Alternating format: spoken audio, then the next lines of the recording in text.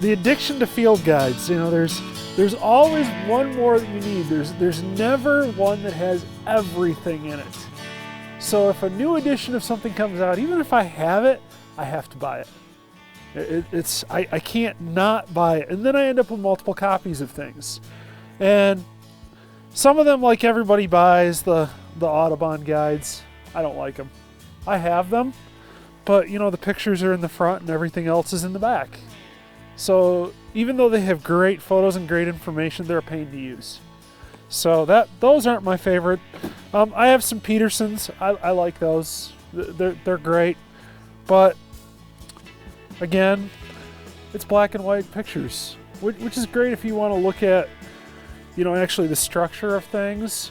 But they're not always the best if you're like really looking at color and things like that. This is Michigan Wildflowers. It was put out by Cranbrook Institute. The original printing was 1961. And this is the 1979 edition. But it's Michigan specific. So I like that because it's Michigan specific. But again, it's black and white drawings, but it's very good for a good starter book. It doesn't have everything in it. Another good starter, the Wildflowers of Michigan, the Stantekala. This is, I think, my third copy of this one. The first one completely, utterly destroyed. And you notice this one's been tabbed. So this one does get a fair amount of use, and this is one I often loan to people. This series is good. Northwoods, Wildflowers. There's another one, Wildflowers of Tallgrass Prairies. They're Falcon guides. And I like these, but again, they're limited. There's great photos, great description, but there's a lot of stuff missing. You know, so that's my problem. I need like 5 or 6 field guides every time I go out because there's always something that's missing. The best one I've ever found, and I tell everyone to buy this book, is Wildflowers in the Field and Forest. It is put out by the Oxford University Press, and it is now out of print. You can still get it. This is my original copy. It's got some use to it, and originally it was $40. Now it's $60. But it is worth every penny. I have found things that are not in here though. So I've come across like a half dozen species that are not in here, but this one, great photos, good descriptions, gives range maps. I mean, that's always a nice thing because you can go, well, I think it's this, but then you look at the map and go, oh, it only shows up in Vermont.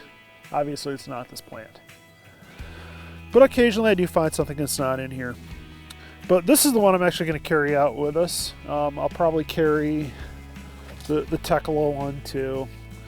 And then there's a couple other books that when I go for looking for wildflowers, it's always good to have a tree book. And this is like the standard for Michigan trees. Again, black and white drawings, but very detailed. Shows every little detail, the flowers, the stems, the fruits or seeds, everything you could think of is in here. And then I've got a couple of shrub ones. So this is the companion to Michigan trees, Michigan specific, the shrubs and woody vines of Indiana and the Midwest. And this one, color photos, gotta love that. And even better, has the USDA range maps. So if you're really not sure if it's been found in your county, then this shows you. And these are based on like herbarium specimens. I want to show you just kind of a unique feature here before we go and follow trails part way, but we are going to end up off trail. So everybody knows about the hill, but we have a big pothole here too. There's no water in it. It's just a dry pothole, but it's just, it's one of those kind of unique glacial features that's here. So everybody knows this is remnants from where glaciers came and dropped all this, but we can see where there was like a big chunk of ice. So we're gonna just head over this way, and then we'll start heading up the hill, and then we'll go off trail in a few spots. So you'd never know this was here if you just drove by the property. So this is where a chunk of ice sat as the glacier melted away all that sand and stuff and rocks settled around it. So like you think about all the little kettle lakes we have around, those are all glacial features. This is one that was just a small one, and because of the soil, there's no water held in here. And I was kind of hoping when I came over here and looked around that, you know, because of these slopes and everything, that I would find some stuff growing in there, but that wasn't to be. So I just walked over here a little bit earlier and checked on it. I have up in this area though found milkweed, but it's a kind called poke milkweed that grows in the woods. So you normally think of milkweeds as open habitat species, and I found some up here, and when I found it, it had monarch butterflies, the monarch caterpillars on it. So that was kind of exciting. Yeah. I'd never seen poke milkweed before in my life other than this spot. Oh my gosh. So, because it's not a common species, you know, it is out in the woodlands. You just have to happen upon it. I do see a plant though, so we have some wild geraniums starting to come up. So there are some wildflowers in here, a few more. They're gonna have a pink flower. No flowers yet, but we do have the leaves. That is too. Oh, there we go. There's a couple more right there. Those are all wild geranium leaves. So Geranium maculatum. That's not a grass, that's a sedge. And they're flowering right now. Those are the flowers. So if you have like a really shaded area of a lawn that you can't get grass to grow, a lot of sedges grow in woodlands. Sedges have edges, rushes are round, and grasses are hollow all the way to the ground. So if you look at like the central stem of the flowering stalk of a grass, it's hollow all the way to the ground. The sedges, you can really feel that there's edges like on the leaves especially. They have a triangular cross section typically. You don't find a lot of grasses out in the woods. It's sedges. Even though you walk by and you think it's a grass, well, completely different group. The moss is getting ready to send out the spores. I'm seeing some last year's mushrooms at least. So some puffballs. Probably still have all the spores in them. Yep. Oh, yeah. So those are always fun. These are probably like pestle-shaped puffballs. Well, little chipmunk. He's right there, that clump of moss. See the moss. The bottom right-hand corner. When I'm out looking for wildflowers, I'm looking for colors that don't belong. So like this time of year, whites especially. So if I see something white, I typically go look and see what it is because there's a good chance it's a flower. Yellows and pinks, the same sort of thing. When I say I don't know if there's gonna be a lot of wildflowers, and I said it has a lot to do with soil, look at how little organic matter is out here. You know, you get down into the subsoil almost immediately. So it doesn't have a super rich base for a lot of the flowers to grow. So we typically find them more down in the lower areas. Just see the old cabin straight across there. The McNeil family built it. So Wakeland Jr., who was the professor at CMU, he used to bring students out here. So a lot of the trees that are up here on this ridge, all the pines and stuff, a lot of those were planted by his students or by the McNeil family. And Wake Sr. was a well-known forester biologist in Wisconsin. Yeah, Ranger Mac. Yeah, he had a radio program. They actually have a award in Wisconsin for like teaching environmental education, and it's the Wakeland McNeil Award. Wow.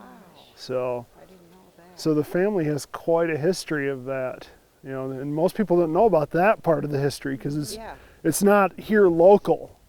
So everybody knows the local part, and that part in Wisconsin is just kind of unknown here in this area. That was the hope coming down in here, that we would start to find some of these things popping up, but I'm not very hopeful at this point. So. But you're getting off the trail. You're getting into some spots that other people never go to. And you know, we want to keep as many people on the trail as possible. You know, if everybody walked down here, then we'd have a social trail forming and we'd start having erosion issues, and then we'd have to start actively managing this area. But a small group every once in a while walking through these areas, or an individual person. And the best thing is, if you do walk off trail, don't take the same path over and over and over again. That red is almost like a sunscreen. They get a red in there because they can't handle that direct sunlight sometimes. It's like the same chemical you see the leaves developing in the fall when they change red colors. So a lot of times you'll see that like with maple leaves, and start early in the spring they're developing that red color before they really ramp up their production of chlorophyll. This is British soldier lichen. So the lichen is a symbiotic relationship between a fungus and a algae. In many of the species they can't live separate. So if they're not both present, then you won't find them. Some of the fungal species you can find them separate. The algae is going through photosynthesis, creating sugars, and the fungus is keeping the algae from drying out, and it's collecting water, so they're both benefiting. So it's collecting minerals. So there's a little bit of color out here still. Hey, little guy. Oh, look at it. Look how sweet he is. Is it a... He got some mites or fleas on him. Oh, poor. Really? Yep, I see him crawling on his face.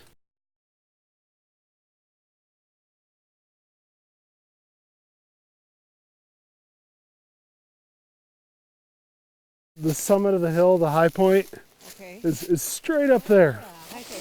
That's not much fun to climb. But I actually like this little spot, you know, the big maples in here. This is kind of a unique place on the property because so much of it, like up on the top especially, was planted, and these are obviously natural. The way it's on the inside kind of makes me think, you know, it was hit by lightning while it was standing and the inside kind of burned out a little bit. So these are like spots like here. I would expect to be finding some sort of wildflowers under this tree. You know, it's sheltered from the wind. It's got sunlight coming in. I'm really beginning to think there just isn't anything here. Even if I came back in 2 weeks, I have this suspicion that the soil wasn't rich enough, so nothing ever really got established here. And if you think about all those wildflowers, a lot of them, like bloodroot, the seeds are dispersed by ants. So think about how far an ant can carry a seed. The retreat of the glaciers, all these things coming up from southern Illinois or even further south at the speed of an ant. Because like bloodroot, there's a fleshy coating on the seed. It's called an elaiosome. And it's actually there so ants will take it back into their burrow. They eat that fleshy coating, and then they toss the seed in their garbage pile. Oh. And it germinates and grows up out of their garbage pile. They do the same thing with violets. So like I have violets spreading all over my yard. That's how they're spreading, it's the ants. Oh. Trilliums, they will do that too. Trilliums also, the fruit get eaten by larger things because they've got a larger fruit. So it's kind of a, you know, that whole ant dispersal doesn't seem like it would carry things too far, but it does eventually. Yeah.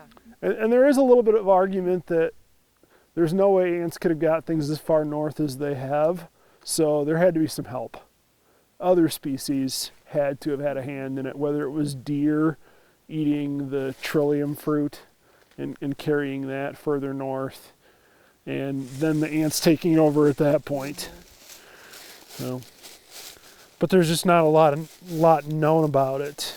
You know, it's kind of hard to study ants carrying the seeds from wildflowers.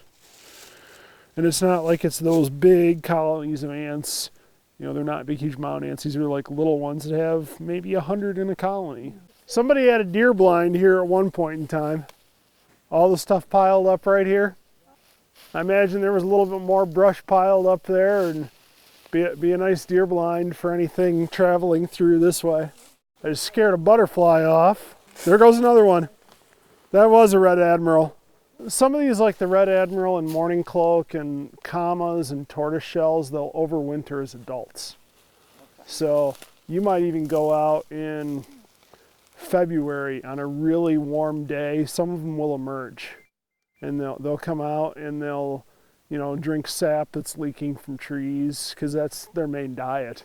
They don't feed necessarily on nectar except as like auxiliary food, and they'll, you know, just get along like the trails and stuff, and they all have dark colored upper surface of their wings.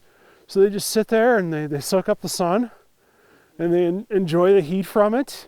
And then when it gets cold again, they just go back into their hibernating spot, wherever it was, under a piece of garbage, like you said, or the bark of a tree. That's where you usually find them, like in crevices in the bark. So if they can escape the chickadees and the nuthatches and the brown creepers that are looking for them all winter, you know, they're here right away. So usually I tend to see my first one middle of March every year. But there is that potential every month of the winter, and there's one flying. But it's nice to see them. It's obviously warm enough for the butterflies now. Yeah. So, I mean, I've already lost my gloves. I might lose a layer of clothes here before we get done. But we're gonna just walk right up the rest of this 2-track, and then we're gonna follow the actual trail going that way. So we'll get up on the ridge here. That big maple tree that we were standing next to is straight down through here. That is it's not a benchmark, it's a triangulation mark. So when they were doing surveying, this was a point that they used to find other points. Back when they were doing the surveying back in the 30s, this was all deforested. There were no trees all up on this area so they could see a long distance. This is east. And you don't get a view of the sunrise in the summer, just because there's so many leaves on the trees. But you do get it, you know, coming through the trees in the wintertime. So like when we have our sunrise hikes on New Year's Day, you get up here and then that sun comes up and it's still, you know, you want to feel like it's warm, but it's still only 5 degrees or whatever.